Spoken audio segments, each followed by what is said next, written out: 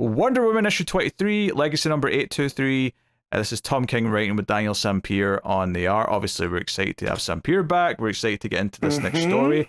We had that kind of setup issue with the different artists setting up Mouse Man, and here we're getting into kind of what we're up to.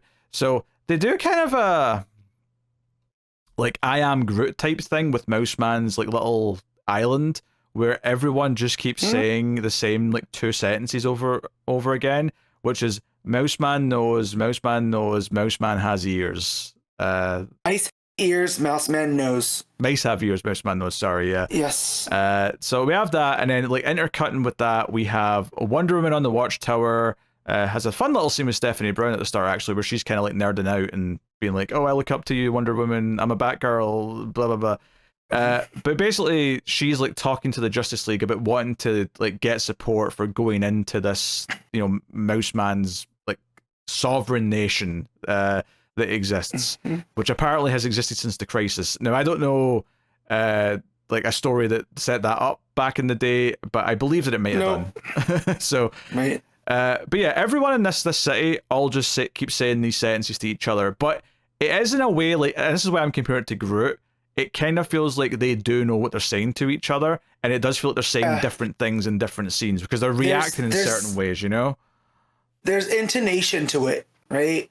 Like when Groot says, I am Groot versus I am Groot, right? Yeah. Like they're able to put some stuff on it.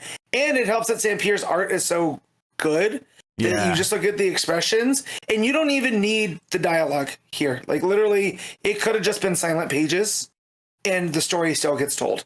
You know, you just don't have the little quirk of the mice have ears, Mouse Man knows.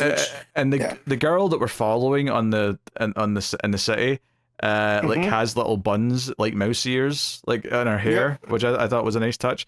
But you know, you get what they're doing. Like, there's a moment where like a kid teases her, and they're still just saying Mouse Man knows, and then she says mice have ears, but they're doing kind of the stick the tongue out kind of like, you know, face. And then like there's like a scene where she's in trouble with the principal for it, and her dad's there, and you get that this scene is like, you know, and the dad ends up slapping her, which makes her, you know, ultimately run away.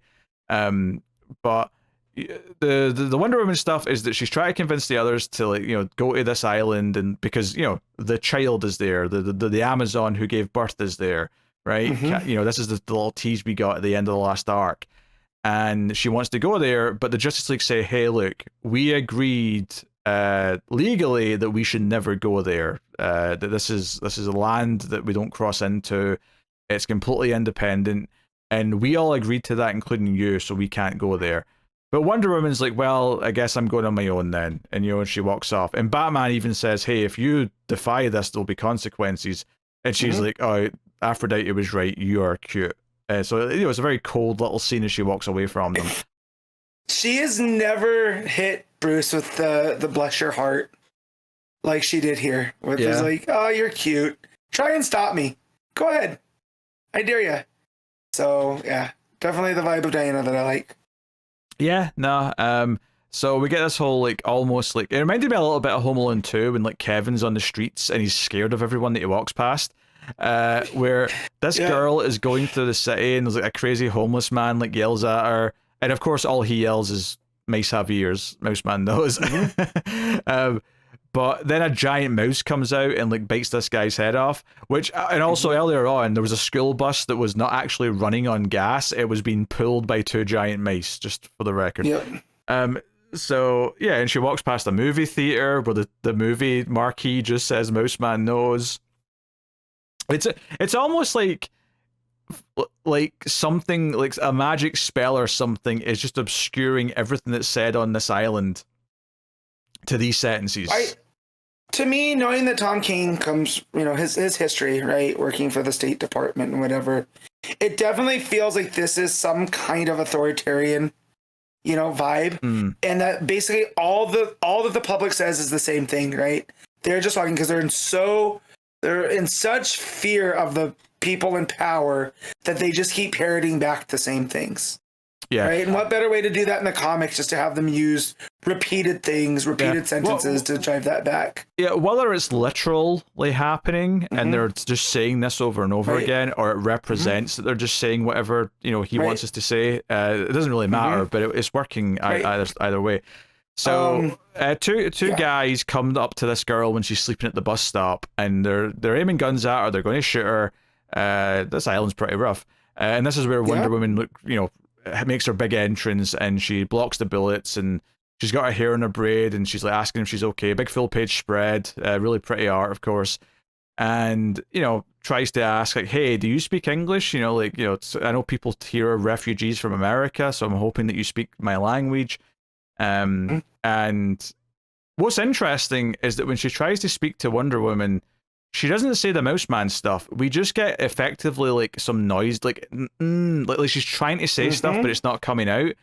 And it really does make me question like how like literal the rest of like these people speaking has been. Like, is it that they're saying this, or is it that they physically cannot speak, and that's how it's been represented? Because it feels like she's trying to say something to Wonder Woman and it's not working. So when Wonder Woman says, like, hey, now are you in trouble? Whatever it is, I swear I'll make it okay. The girl just screams, and there's like a baby who reacts, going gee, and that's the end of the issue. So it very much felt like it was like giving us something to chew on here about like what all this like Mouse Man knows has been the whole time. And you remember from the issue with Mouse Man, right? He was almost like one of these men's rights dudes. They're like, oh, the man doesn't have their place. They're being taken out. Yeah. We can't be in charge of women. And you see how they treat this young girl, right? The teacher slaps her. The dad slaps her. The guys attack her at the bus stop. The crazy homeless person, right? And it's just to be a woman in that type of society, everything is dangerous, right? Feels that way. I feel like, and it just drives that home. And then when you see Diana, right, that image from the girl's point of view, and she's not wearing the tiara, right? She's just this big, like larger than life woman that has come to save the day. And it's almost like this girl doesn't have context for that. So again, what is going on this island? It's almost like she's screaming at the very idea that a woman could be this powerful or this confident, and her saying, hey, I'll make this right. Like no one's ever like said that to her before, seemingly. Right. So I mean, we'll see if that's exactly what this is, but like it's definitely got me intrigued. Like I'm very curious as to where this arc is going, and even that first tease at the end of the last main arc where it teased this Mouse Man stuff, it was like, what the hell is this next arc? And I still am feeling kind of a sense of mystery about it, which is quite nice. Yeah. So for a while, up until we get Diana on the island, I thought, like, are they shrunken down?